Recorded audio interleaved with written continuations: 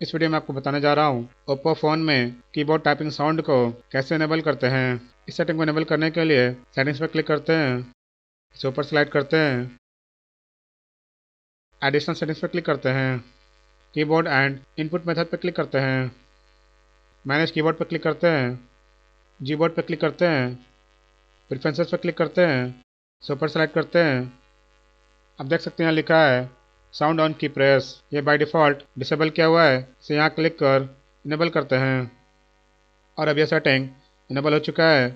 Volume on की press पर click करते हैं। अभी यहाँ पर कीबोर्ड टाइपिंग का वॉल्यूम मोबाइल के वॉल्यूम के बराबर सेट किया हुआ है।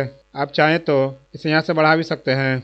हम इसे फुल कर देते हैं, ओके पे क्लिक करते हैं, इसे बैक करते हैं।